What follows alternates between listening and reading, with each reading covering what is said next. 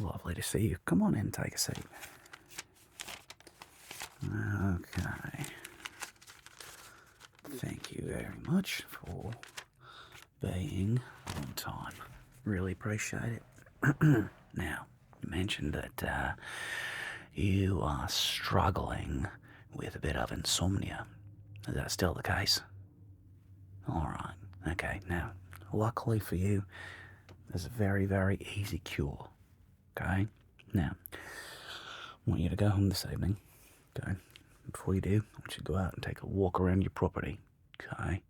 Find a nice size rock. You want it to be a bit round, not too sharp. Okay? Something a bit dull, bluntish. And I want you to put that rock beside your bed. Okay? And this evening, when you are ready to go to sleep, I want you to take that rock and I want you to crack it right over your forehead. It'll knock you right out. You sleep like a baby. Alright, that's enough with you. See you next week. I'm teasing, mate. Of course I'm teasing. Of course I'm teasing. No, that reminds me of something my grandfather used to say. What do all grandparents do to tell the kids? I'll give you something to cry about. Walk it off, spit on it, roll a bit of dirt in it. Yeah, tough people, our grandparents, tough folk. I don't think they had a whole lot of access though to mental health. I don't think they had as tough as they were, and let's not kid ourselves, way harder than you or me.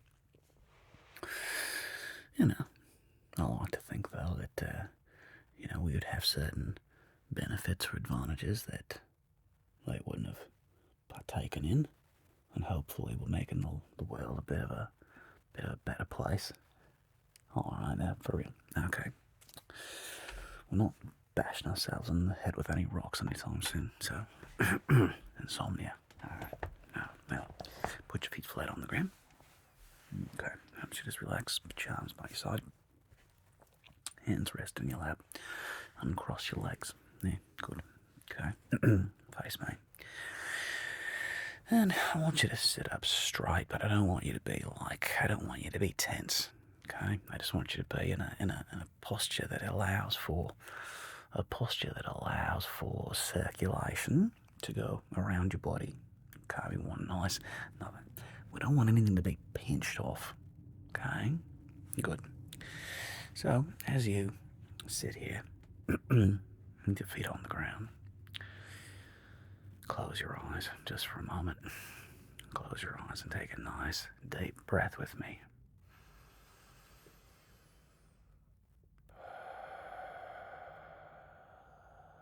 Nice.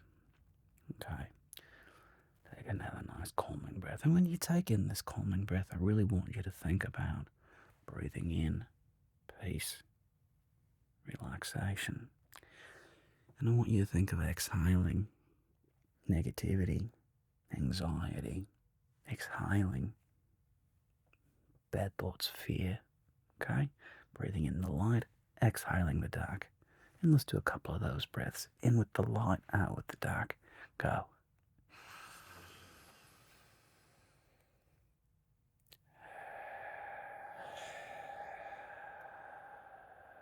That was a good one. I feel more relaxed already.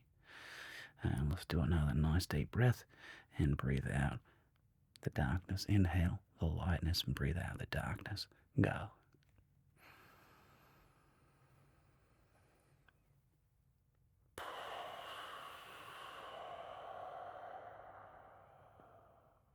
Okay, and the last time. What I want you to do, we're gonna do a catch breath. So we're gonna breathe in, and when we fully inhale all the way in, we're gonna suck in a bit more air. We're gonna at the very top. Okay, we're gonna breathe that in. We're gonna hold it for 6 count, and then we're gonna exhale it all the way out. And as you exhale it all the way out, I want you to give me a nice visible or not visible, an audible. Oh, just give me a nice big shake it out. Okay? Alright, so we're going to do a catch breath. Breathe all in, catch it up, hold for 6, exhale with an audible sigh. Okay. Alright, you ready? Here we go. Breathe in.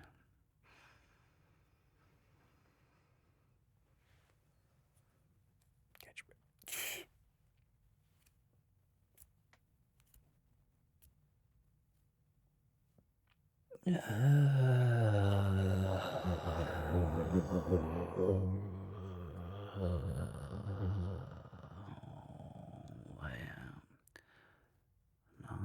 Nice. I can tell you look more relaxed already. Okay. So, also before we begin, I want you to really set your intention of being with me here in this space just for the next few minutes, not even a full hour. But I want you to commit that for the time you're going to spend with me, you're going to be 100% with me here.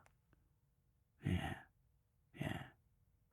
Because we all have these voices going in our head. And we'll get to that. Okay, we'll talk about that more in a moment. But can you give yourself complete permission to just relax with me here? Yeah, breathe. Of course, there's other things you're gonna do. Now, notice I used the words you're gonna do. Did I use the words have to? No, I didn't. Because if I was being really realistic, come with me, walk with me on this journey. Let's say, hypothetically, you were in some terrible car accident tomorrow, okay? God forbid. But let's say you got in an accident tomorrow and you had to go to hospital and, maybe something terrible. You broke your leg, you broke an arm, clavicle, whatever. And you're gonna be in the hospital now for, 5-6 days. Okay? What would happen to all the things you have to do tomorrow? What would happen? They'd get pushed off. They'd get covered. People would figure it out. It might be pain.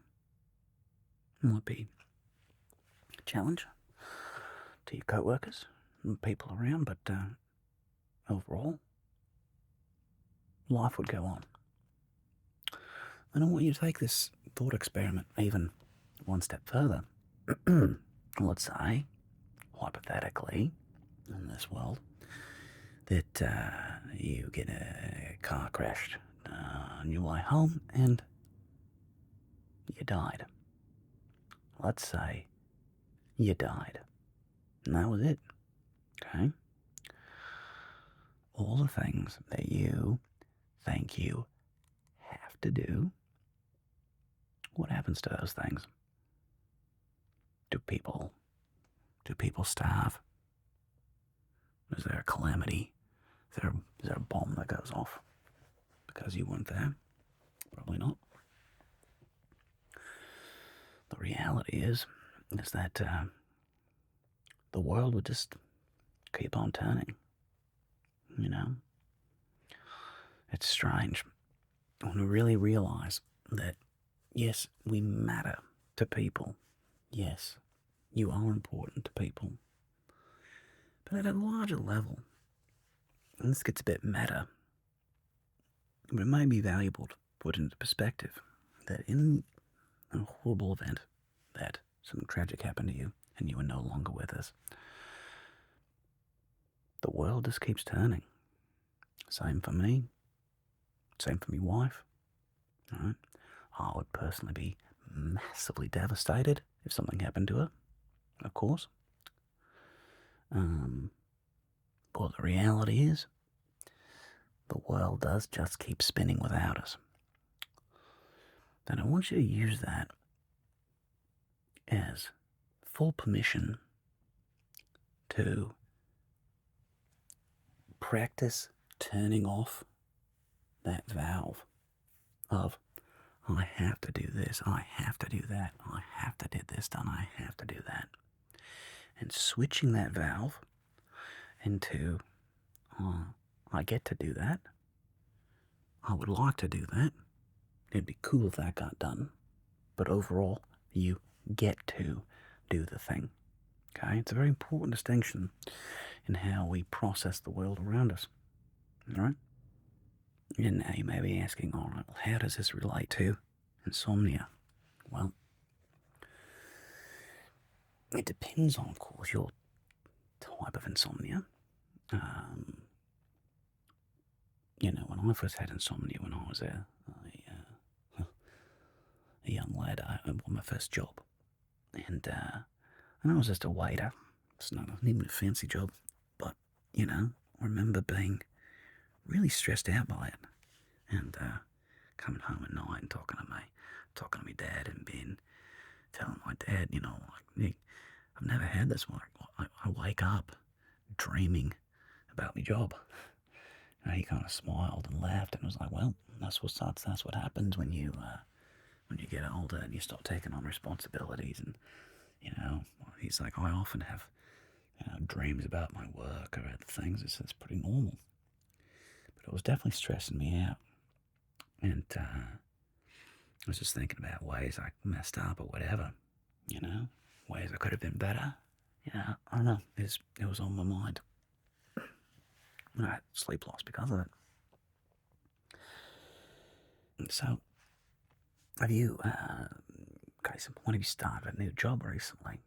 Has it been any, has a new change in your life?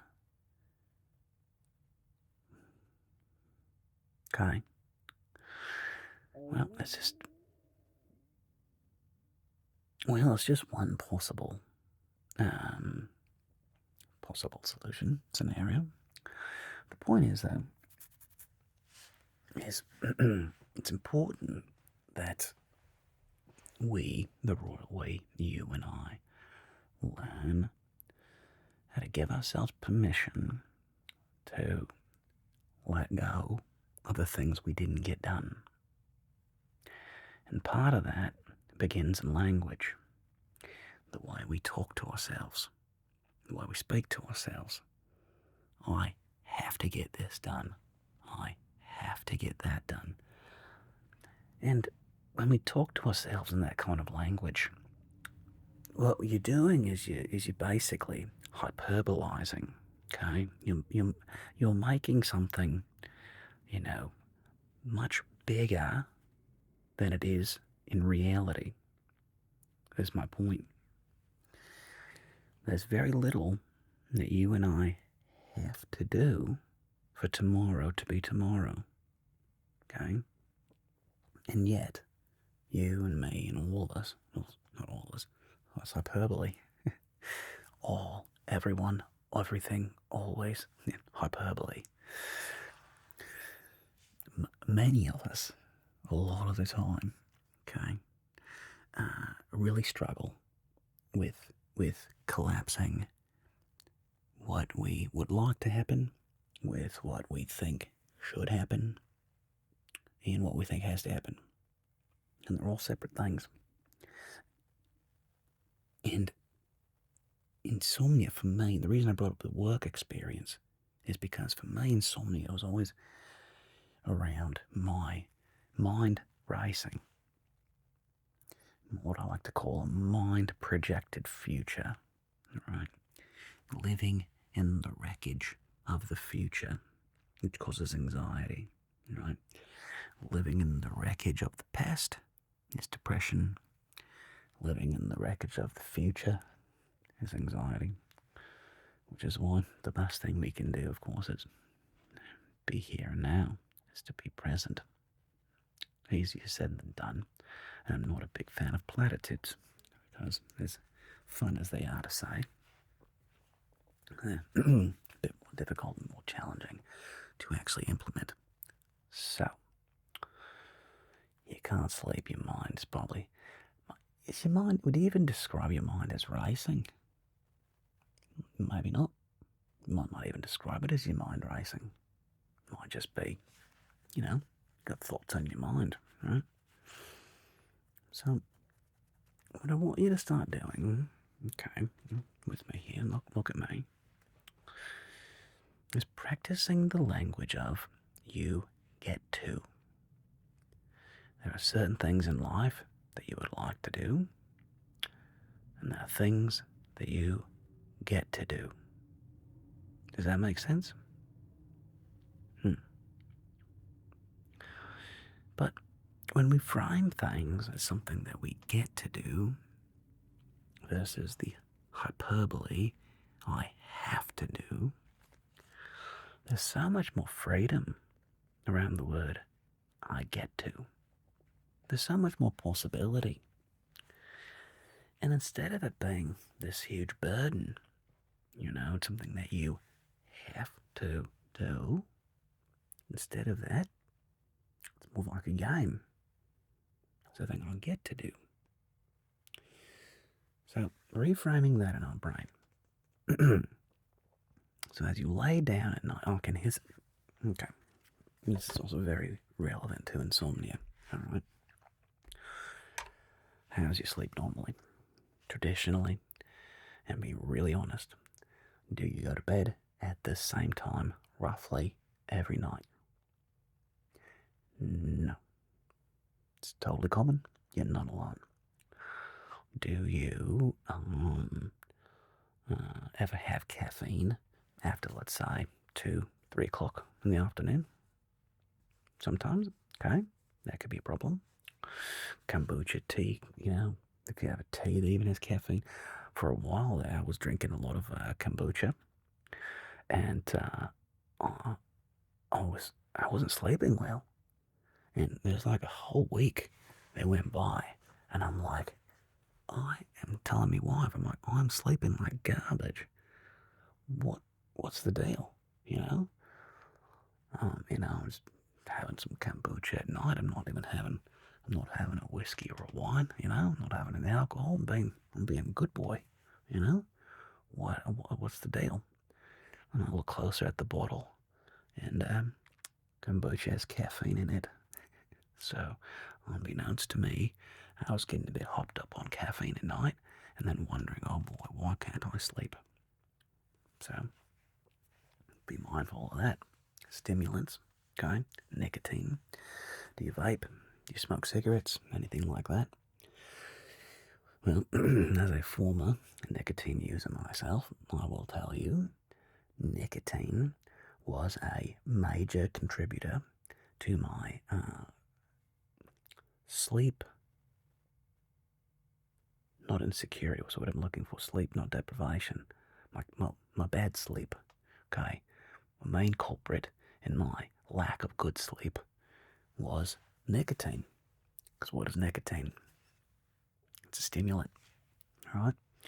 So it was keeping me up too late at night. Okay. 3, 4, I'm not sure what number we're on. How's your exercise regimen? Are you getting in 20 or 30 minutes of exercise a day? Probably not, right? Probably not as hard. You've got to make a commitment. So, we need to get circadian rhythm rocking in the morning. There's a doctor out of Stanford named Andrew Huberman Labs. Now, he's done a lot of his work on sleep studies and these books, why we sleep and the importance of getting 8 hours of sleep. Now, I'm not going to preach to you and say you need exactly 8 hours of sleep. However, I will say it will greatly behoove you, okay, if you really focus on trying to get yourself 8 hours of rest. That way, it's kind of like aiming for the stars and hitting the moon. In the event that maybe you don't get 8 hours of sleep, maybe you only get 7 hours of sleep.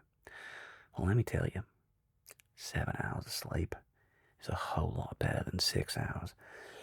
There's this precipitous drop-off after, when you get short of 7 hours of sleep, like 6 hours, 5 hours, 4 hours. And don't get me wrong, some sleep is way better than no sleep, but it will not replace a solid 8 hours. And here's a weird byproduct of getting 8 hours of sleep. Many people report on sharper mind, more energy, losing weight. That's a weird one, right? Wait a minute. On sleeping more, getting better sleep, and therefore by losing weight. Actually, yes. Weight loss is a byproduct of getting good sleep oftentimes. Okay. So, and also Huberman Labs. He's a big fan, and I've started really working on this in my own personal life for sleep, is that in the morning, ideally before 8 a.m. for me, but 8 a.m. is when you get up, it's when you get up, even 9 a.m., no judgment, you do you. But when you wake up, okay, go outside and get some sunlight on your face. It starts to get your circadian rhythm on track with the sun and the sunrise and the sunset. So that by the evening time, your body's more naturally ready to go to sleep. Okay, so these are steps like, throughout the day. Drinking water, staying hydrated, getting 8 hours of sleep if you can the night before, getting exercise, okay? Sunlight in the morning, avoiding stimulants in the afternoon and stimulants at night, okay? Now, assuming you're doing all these things, then what do you do? Then what you do is when it's time to wind down for bed, okay? You need to put down your phone. Get off of a screen, okay? Get off of Twitter, get off of Instagram, put your phone down, grab a book, okay? Could be an old school book, could be a Kindle, okay? But grab a book, ideally something though that's not putting a lot of blue light into your eyes, okay?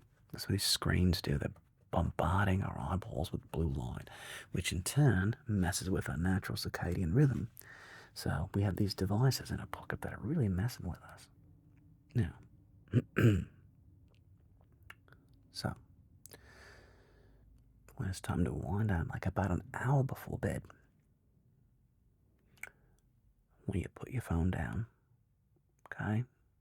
If you can, take a hot bath. That's a really great way of kind of tricking your body by taking a hot bath. What you do is then when you get out of the bath, your body is releasing all that extra heat because your skin's all warm, and so your capillaries open up. And so what ends up happening is then when you go to sleep, your temperature, you want this rather quick temperature drop to happen. So by taking a hot shower, a hot bath, you get out and your body's like, oh, I'm too hot. I need to expand all this heat. So your capillaries open up. This heat comes out of your body. Your internal body temperature drops quicker and gets you into that sleep state faster. Okay? And then I need you to practice, or I want you, needs the wrong word, hyperbole again.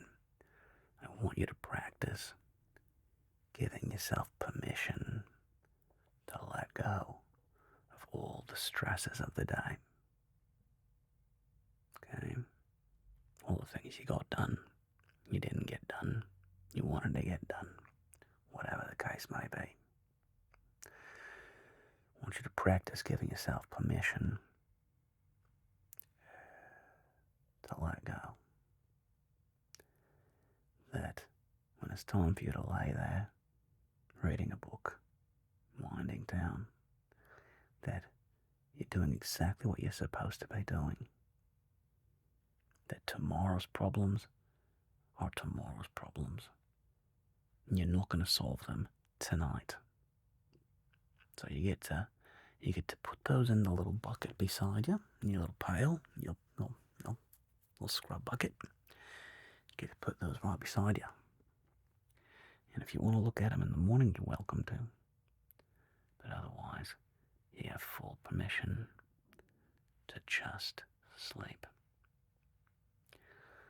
And there's little tricks we can do, like, as we quiet our mind and start just focusing on our breathing, focusing on relaxing. Do a little game where you start focusing on relaxing your forehead, relaxing the eyes, relax your nose, relax your mouth, your lips, relax your jaw, and work your way down your body, relaxing these muscles as you go down, okay?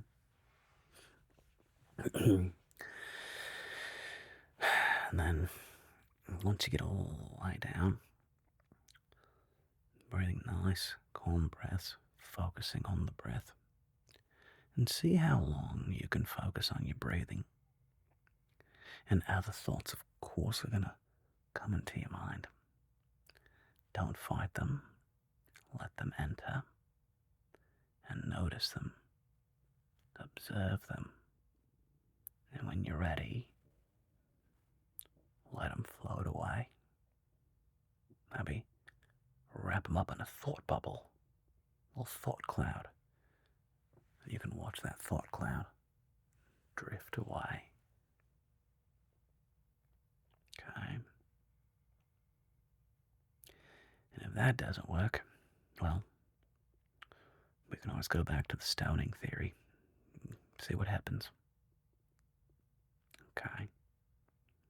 Alright, well, insomnia is real. Okay. And there are tools. So we're going to start with language, how we process our language, avoid too much hyperbole. I have to, I need to. Replace those with I want to, I get to. Okay? And when it's time for sleep, full permission, get in that routine of 1 hour before bed, winding down. Okay? And let me know how it goes. Alright.